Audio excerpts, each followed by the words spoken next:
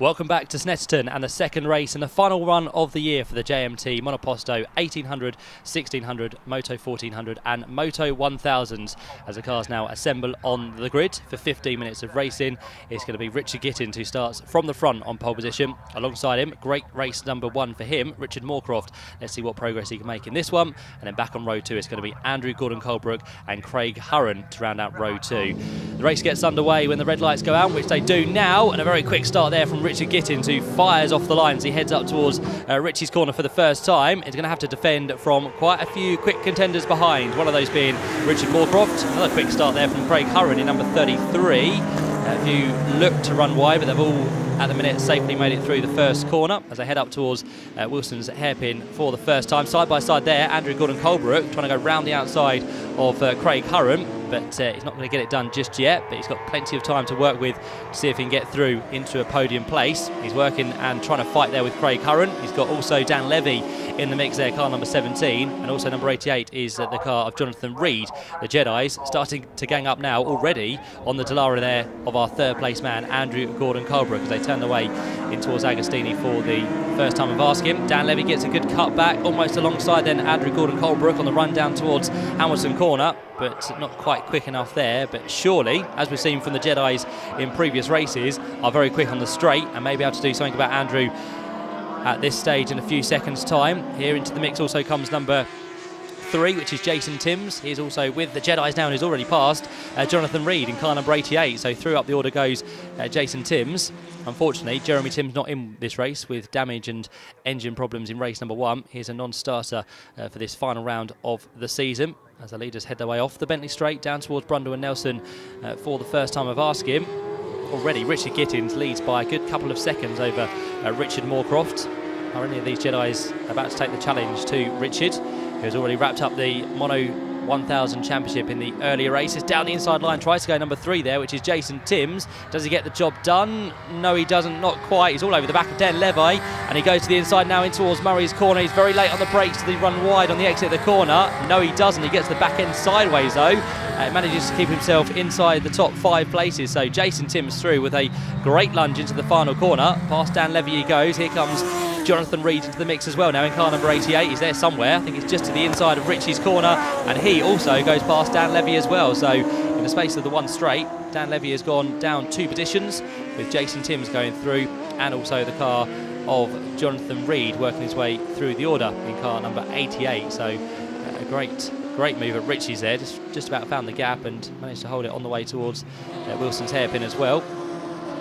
Straight away though, look at that, number 3 Jason Timms has clawed his way onto the back of Andrew Gordon-Colebrook. They work their way down towards Agostini. This is a second race turn of speed for Jason. He's now up the inside and he goes through Agostini, so a wonderful move again from Jason Timms, which will now see him inside the top 3, sitting behind Richard Moorcroft, and then still in the lead of the race, by the way, Richard Gittins in car number 72. So it's looking good for him. And again, though, Jason Timms with another big lock-up down towards Oggies, which has lost him time and the place. So through goes once more Andrew Gordon-Colebrook. Jason Timms only loses for now 1 place, but he'll have the grubbier tyres on that car after running wide through the grass, and he may even lose the place now to the Jedis. But saying that, the Jedis are a little bit slower than Jason Timms in his car, the Dallara F311, which is from, of course, 2011.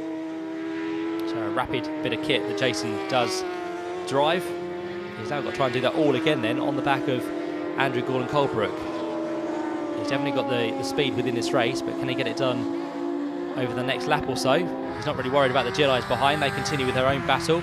That's the like of Dan Levy and Jonathan Reed. And the other one we can't count on the question just yet is the man a little bit higher up the road at the minute. That's Craig Hurren, who sits there in car number 33. He's about to cross the line in what's going to be 3rd place. And then behind that you've got the likes of Andrew Gordon-Colebrook and also Jason Timms. Both of those started to catch back up with the Jedi in 3rd place. Here comes side by side 2 more Jedis, Dan Levy and Jonathan Reed. Again, a switch of places between those two. This is going to be a hammer-on-tongue battle from start to finish, I feel. It's going to be one of those races that does not let up whatsoever. And for now, Dan Levy has the place over Jonathan Reed. They turn their way down towards the left-hander at Palmer. And for now, this is the fight for 6th and 7th places. Again, we'll give them a few points in the championship, but not enough for Jonathan Reed, of course, because he before this race was just 4 points adrift of Craig Curran. And at the minute, Craig Curran sits in 3rd place. So it's looking much better for Craig. Of course, neither of those have got any chance of catching Richard Gittins because he had an unassailable lead before this final race of the year. So he's looking good at the minute for the win. And of course, definitely for the Mono 1000 Championship as well. So there goes Jonathan Reed down towards Oggies. Still sits behind Dan Levy in car number 17. There goes our 2nd place man then in towards Brundle and Nelson. That is Richard Moorcroft. Picked up 2nd in race number 1. Looks like at the minute 2nd in race number 2. But here comes the charge in. Jason Timms down the inside of Andrew Gordon-Colebrook in towards the Brundle and Nelson S's. And can Jason Timms get 2 places in the space of half a lap? He's not too far adrift from Craig Curran now, who finds himself on the podium. But how much longer for as they turn it in towards Coram Curve? Down towards Murray's. We know that Jason Timms does banzai moves in towards Murray's. He's in fact done it before they even get there. So Jason Timms now finds himself up into 3rd position as Richard Gittins works his way on towards the start of another lap. There's Andrew Gordon-Colebrook, who for now sits in 5th place. If he's got the same sort of speed as Jason Timms, he may be able to work his way past Craig Curran there in car number 33. He goes in towards Richie's corner, turns his way on towards the Wilson hairpin. I think this is probably the closest battle. Richard Moorcroft there was a little bit wide as we picked him up, so he's gone very deep into the corner, but he's managed to regain it and carry on his way. And of course, he was that far up the road, he hasn't actually lost too much ground to those behind here, so they continue. Jason Timms, Craig Curran and Andrew Gordon-Colebrook. Let's see what Andrew can do, as a little bit ill-sounding there, possibly one of the Jedis, maybe Craig Curran, but he's not feeling too much pressure as of yet. Andrew turns his way through Agostini, powers his way up towards the left-hander at Hamilton, and again for Andrew Gordon-Colebrook, runs with the Team Fern Racing machine, very well supported within Monoposto Racing. So in towards Oggies they go. The gap between them at the line was 0.7 of a second. Doesn't seem to have changed too much on this lap. Andrew Gordon-Colebrook still keeping in the tow of Craig Curran as they work their way on towards the Bentley Straight. Once more, wherever you look within the Monoposto grids, there are some great fights to work your way through, whether it be in the same class or different classes. There you can see number 90, the car, the Formula Ford of Alex Fors, being chased now by number 59, Chris Lord, who picked up a solid race 1 result, got himself inside the top 8. For now, he's running in around about the same position. Yeah, he is, just behind the number 90 machine. So that's good news for Chris Lord as he turns his way on towards the back straight as well.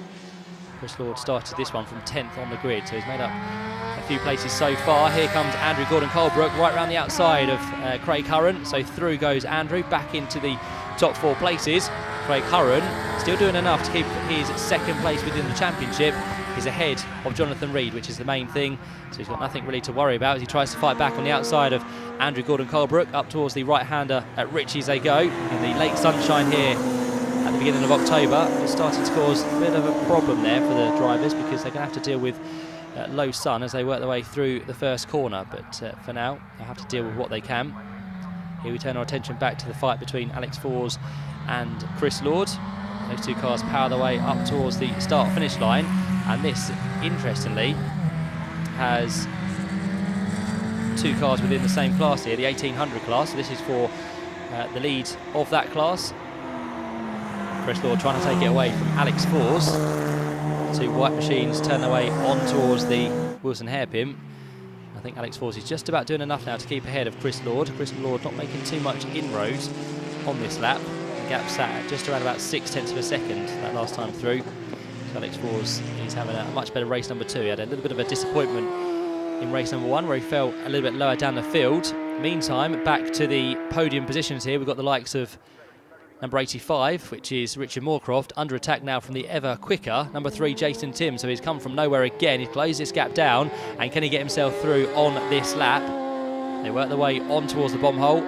Very quickly up towards Coram Curve they turn, and Jason Timms again, we know he can do things around the outside. Has he done it? Yes, he has, for a 2nd time now.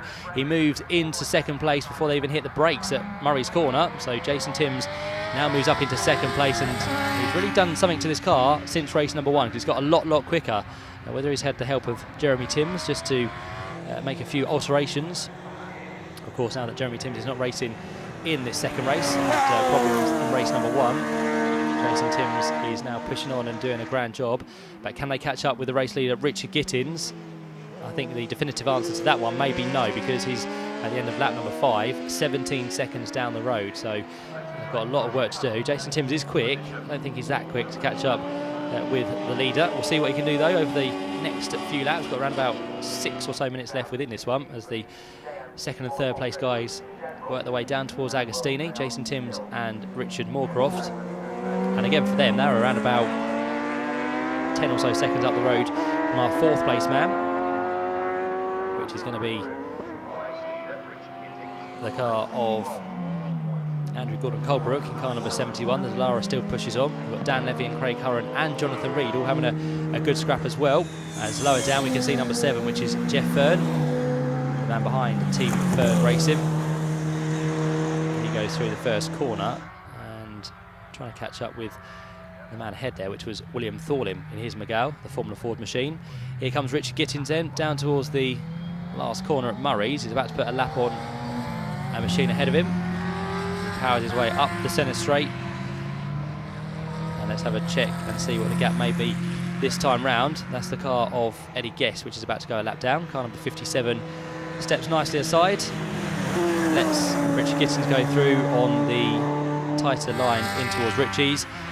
There is our 4th place man at the minute, Andrew Gordon-Colebrook, and he's got a brace of Jedis behind him here. He's got there Craig Curran. Just ahead of him was Dan Levy, and then there's Jonathan Reed in the mix as well. So these 3 Jedis getting quicker and quicker, looking to make their way through on to the 4th place man. In fact, these 2, of course, trying to get themselves inside the top 5. These 2 guys, Craig Curran and Jonathan Reed, are the 2 guys fighting over second in the championship as they work their way through Richie's corner. Jonathan Reed needs to finish a good 2 or 3 places up the road, and for now it's not really looking likely, but Craig Curran is staying ahead for the time being. He sits there in car number 33. That is going to be 6th place as of now, and then Jonathan Reed sits there in 7th as they work their way down in towards Palmer once more. And the runners up spot within Moto1000 is gradually slipping away from the clutches of Jonathan Reed. It's looking ever more likely now for Craig Curran, who has a nice little gap over Jonathan. He's got enough in hand as well up the road not to worry about Dan Levy. Doesn't need to challenge him as long as he keeps ahead of his runners-up championship rival Jonathan. That would be good enough to take the silver medal for this year. So down towards Oggies they turn once more. Richard Gittins' lead has come down slightly on that previous lap. Jason Timms managed to find a second or so, which means it is brought down to 16.5 seconds. But again, I don't think that's going to be enough for Jason Timms to try anything ludicrous on Richard Gittins. He's about to head up to the line once more. As he does so, how long have we got left on the clock?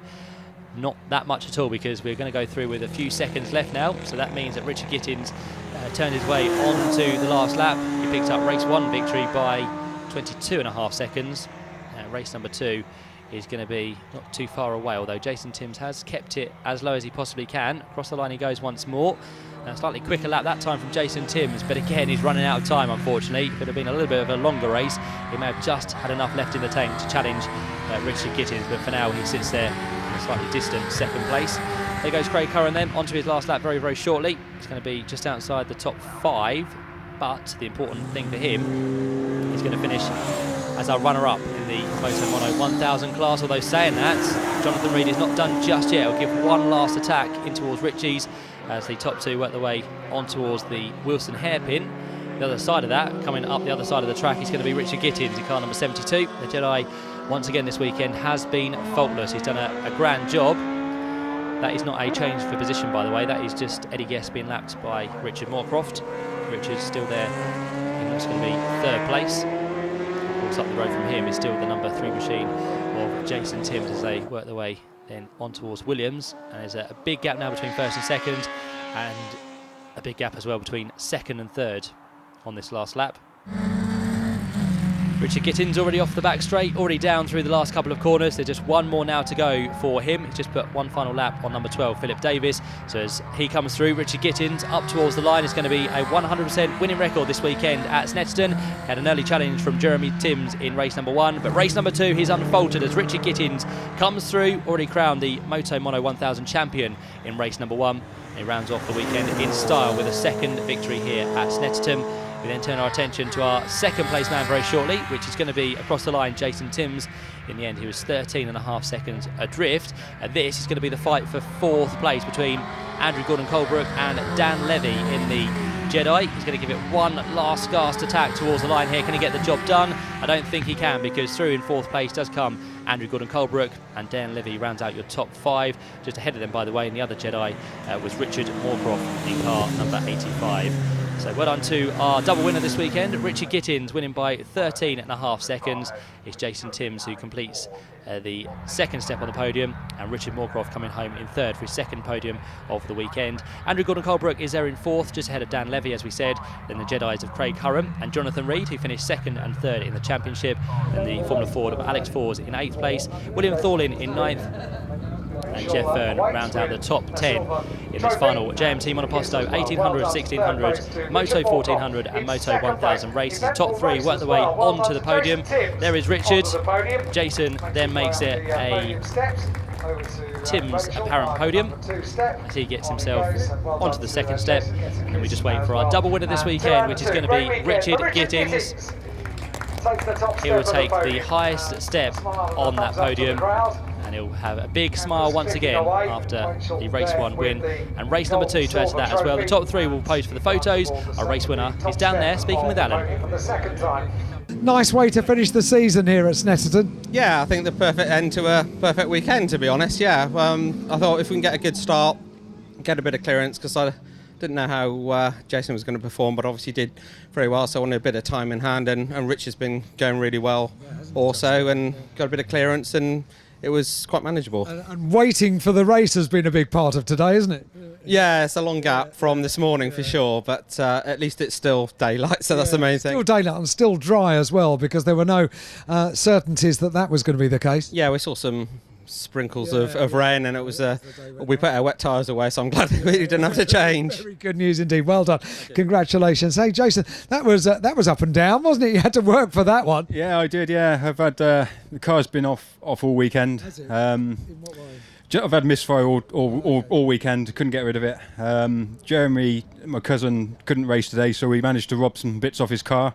And it worked, so he had some power in that race. Right, okay, but went adrift on the first lap. Yes. Bit of grass tracking, so then I had to real knuckle down, but he was too far gone. Do you quite like doing that when you have to sort of get your head down and you've got it all in front of you to do, haven't you? Yeah, the car was good. It was the first time I've raced all weekend with full power, so some of the corners were a bit different to So nicer, I would imagine. Yeah, definitely nicer, but I had to dial into them a little bit. So, but yeah, it was good to get you, to come through and overtake and to get the second as well. Yeah, I was pleased to get second. Yeah. Top man. Well done. Many congratulations. Let's have a very quick word with Richard on the 3rd step of the podium. Nice words from our winner there for you. Yeah, so thanks to Richard. It's been a really good weekend.